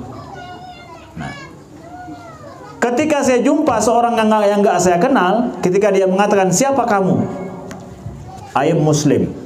Saya Muslim. Ketika dia mengatakan dirinya Muslim, mukmin pada Allah, saya langsung tahu di belakang itu. Jadi kamu nggak makan babi ya? Ya iyalah. Kamu nggak makan anjing? Enggak. Kamu nggak ke diskotik? Enggak. Kamu sholat 5 waktu? Iya. Sering ke masjid? Iya. Kita tahu dah, terbaca identitasnya itu. Terbaca identitasnya. Bahwa kamu sama dengan saya. Ya, sama dengan saya. Identitas kita sama. Ketika seseorang memiliki identitas dalam hidup, maka kita akan mudah untuk bertaamul dengannya, berinteraksi dengannya. Kita sudah tahu, dah nih, oh identitasnya dia ini. Persis seperti saya sering memberikan contoh, itu seperti HP ini. Saya punya HP Samsung misalkan. Nah, HP Samsung saya berarti operating sistemnya apa? Android. Ya, jadi HP kita ini ketika kita hidupkan mulai itu kan ada keluar operating sistemnya apa? Android. Kalau ini yang Samsung nih. Kalau yang Apple apa? Apple? Hah? iOS dia. Kalau Apple dia bukan Android tapi iOS. Sama enggak cara buka? Kita buka aplikasi-aplikasi pakai Samsung yang pakai Android dengan yang punya apa namanya? Punya Apple. Sama enggak? Enggak sama, beda. Kemudian ada yang berlaku untuk Android tapi nggak bisa pakai sama Apple. Operating system berbeda. Jadi kalau saya tanya apa ini HP-nya? Samsung. Oh, pasti itu Android tuh. Berarti sama dengan HP saya, mudah. Kalau saya sudah sering pakai itu, berarti saya mudah mengoperasikannya. Tapi kalau baru pertama dikasih sama saya itu Apple yang operating systemnya iOS, nih, gimana backnya ini? Di mana back? Nggak tahu kita backnya. Beda dengan back cara balik ke belakang pakai apa? Android, beda. Gimana backnya kok nggak bisa? Nah, kita nggak tahu operating sistemnya. Harus tanya sama yang tahu dulu. Gimana caranya nih? Punya kamu ya? Gimana caranya nih? Beda kan? Nah, seorang Muslim ketika dia menyatakan dirinya ala I am Muslim, udah tahu Android berarti dia nih, ya. Android dia, udah sama berarti operating sistemnya sama dengan saya. Dia baca Quran. Ya, kemudian dia sholat, dia beriman pada Allah tentu, ya, pada Rasul, mengikuti Nabi Muhammad sallallahu alaihi wasallam, percaya pada hari akhirat. Kemudian dalam hidupnya seperti apa? Ada yang halal, ada yang haram. Nah, udah enak tuh. Ketika kita jumpa seseorang, dia katakan dirinya, saya Muslim, saya udah ketahuan dia sama dia. Berarti ini Android nih. Contoh misalkan, atau iOS nih udah. Saya sudah tahu bagaimana saya bertaamul, berakhlak, memuliakan dia seperti apa. Kalau ya, saya tahu dia seorang Muslim. Tapi kalau seandainya seorang mengatakan dirinya, siapa kamu? Saya tidak punya agama. Kamu nggak punya agama? Iya. Ya kalau di luar kita, jangan heran kalau jumpa kawan seperti ini. Ya, dia ateis. Ya, atau dia katakan agnostik. Agnostik itu apa? Kalau ateis itu memang dia membenci agama dan dia menyangkal nggak ada agama yang benar. Tapi ada yang namanya agnostik. Agnostik itu adalah dia nggak mengingkari agama dan nggak beriman dengan agama apapun. Tapi nggak dia salahkan agama juga. Aneh-aneh. Ya, dia nggak membenci agama dan nggak percaya pada satu agama pun. Kenapa? Agama menurut saya mungkin saja, tapi saya nggak percaya sama agama. Tapi kamu percaya sama agama ya, mungkin baik bagimu. Kalau ateis, dia akan memusuhi kita yang membenci, yang memiliki agama, yang memiliki keyakinan. Nah, itu bedanya. Nah, kalau ada seorang yang mengatakan dirinya bahwa dia tidak beragama, tidak punya iman, bukan Apple, bukan Samsung, berarti apa? Sungsang. Ini berarti sungsang nih. Gimana cara kita berinteraksi dengannya? Nggak tahu juga kita ini. Gimana caranya ini? Apa yang dia percaya? Apa yang dia yakini dalam hidup? Sungsang kan? Ibu-ibu tahu sungsang? Ibu-ibu lebih tahu daripada bapak-bapak. Ya. Nah, begitu. Jadi adanya iman dalam hidup seseorang menjadikan identitasnya itu ada. Dan hidup hari ini, ya, betapa kita perlu kepada identitas kehidupan itu yang menjadikan kita berukhuwah satu sama lain. Di dalam Islam disuruh kita untuk berukhuwah atas dasar identitas apa? Atas dasar apa? Iman. Innamal mu'minuna ikhwatun. Orang mukmin itu bersaudara. Jadi ukhuwah kita adalah ukhuwah imaniyah. Akhirnya kita orang mukmin yang sama-sama iman kita pada Allah Subhanahu wa taala, kepada Rasulnya, mengakui rukun iman semuanya, kita semua bisa bersaudara.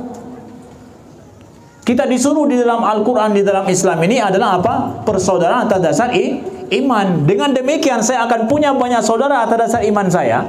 Maka begitu mudahnya hidup saya selaku seorang muslim. Kenapa? Saya punya banyak sekali saudara, my brothers, ya, Muslim brothers, ya. Kemana aja kita pergi mudah sekali. Bisa jadi langsung jadi connect, jadi saudara kita. Kenapa? Persaudaraan atas dasar iman. Atas dasar iman bersaudara kita, iya, atas dasar, bukan atas dasar yang lain. Ketika Imam Ali karramallahu wajhah ditanya kepada beliau, "Wahai Imam Ali, siapakah mereka itu orang Khawarij yang memerangimu?" Siapa mereka orang Khawarij yang memerangimu? Apakah mereka itu orang munafik? Ya, ditanyakan kepada Imam Ali, apakah orang Khawarij itu orang munafik? La, kata Imam Ali. Orang munafik itu la yadhkurunallah illa qalila. Orang munafik itu sedikit mengingat Allah. Orang Khawarij banyak ingat Allah. Bahkan Al-Quran, ibadah mereka luar biasa. Dan orang munafik itu apa? Tidak bangun untuk salat illa kusala, kata Imam Ali. Mereka malas untuk salat. Itu munafik. Orang Khawarij enggak malas untuk salat. Mereka bukan orang munafik. Lalu siapa mereka? Apakah mereka orang kafir? La. Wa minal kufri wa syirki farru. Mereka justru lari dari kesyirikan dan dari kekufuran. Mereka bukan orang kafir, bukan. Bukan kafir, bukan. Munafik, bukan. Wa manhum ikhwanuna baghaw alaina. Mereka itu adalah ikhwanuna, saudara kita seiman, baghaw alaina. Tapi mereka memerangi kita. Nah, mereka bukan kafir, mereka bukan munafik, tapi mereka memerangi kita. Itulah Khawarij. Kata para ulama di sini, Imam Ali mengakui mereka saudara seiman. Tapi kenapa kita perangi mereka? Karena mereka memerangi kita. Kalau enggak, mereka saudara kita. Beda manhaj tidak dengan Imam Ali? Beda. Tapi Imam Ali mengatakan ikhwanuna, itu saudara kita yang seiman. Mereka enggak dikatakan mereka kafir, syirik. Enggak. Itu munafik. Enggak, kata Imam Ali. Tapi saudara kita. Baghaw alaina. Ini menunjukkan bahwa persaudaraan seiman. Jadi jangan mudah kita menganggap itu bukan saudara kita, enggak kita senyumi dia, kemudian enggak kita bantu dia, bahkan kita hina dia hanya gara-gara bukan beda iman, tapi beda apa? Satu dari Gayo, satu dari Sigli. Ya. Satu ngaji di sana, satu ngaji di sini. Padahal sama-sama mukmin tuh. Tapi hak persaudaraan nggak kita tunaikan. Jadi apa ini? Ya. Seorang mukmin itu bersaudara. Bersaudara apa? Bersaudara atas dasar iman kita. Maka dengan demikian, kenapa menjadikan umat Islam bersatu dengan mudah? Apa? Karena ini dia. Persaudaraan terdasar iman. Pada saat maaf cakap hari ini ada orang yang dia bersaudara udah buat kasta-kasta dia, buat kelompok-kelompok, buat ada guru khusus, berarti ini bersaudara atas dasar satu guru, lain guru udah nggak bersaudara lagi, nggak dianggap saudara. Ya, nggak boleh. Iman, persaudaraan kita ada dasar iman. Nah, dengan demikian, dengan adanya iman kita, jadilah mudah hidup kita. Kenapa? Banyak sekali saudara kita. Ya. Di akhir zaman hari ini kita perlu kepada kemampuan untuk bersaudara dengan banyak orang dan berbuat baik kepada banyak orang. Ya.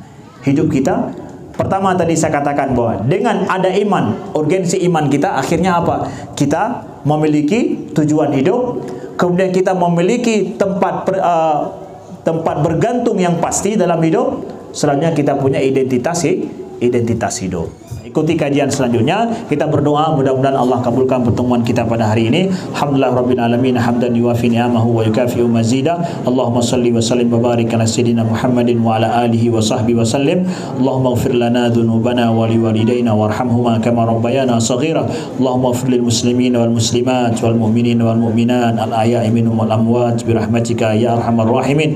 Allahumma habib ilayna al iman wa zayyinhu fi qulubina wa karri ilayna al kufra wal fusuq والعصيان واجعلنا من الراشدين اللهم أعنا على ذكرك وشكرك وحسن عبادتك اللهم تقبل منا صلاتنا وصيامنا وقيامنا وركوعنا وسجودنا وتمم تقصيرنا يا الله يا رب العالمين اللهم جعلنا من حفاظ كتابك الكريم اللهم جعلنا ممن يحفظون كتابك الكريم اللهم إنا نسألك الهدى والتقى والعفاف والغنى اللهم اجعل جمعنا هذا جمعا مرحوما وتفرقنا من بعد تفرقا معصوما اللهم لا تجعل فينا ولا منا شقيا ولا محروما اللهم لا تجعل فينا ولا منا شقيا ولا محروما ya Allah berikanlah jodoh bagi mereka yang terbaik bagi orang yang belum mendapatkan jodoh mereka berikanlah ya Allah jodoh bagi mereka yang belum mendapatkan jodoh yang terbaik dalam hidup mereka ya Allah jadikanlah Allah mahfad banatil muslimin Allah mahfad baninal muslimin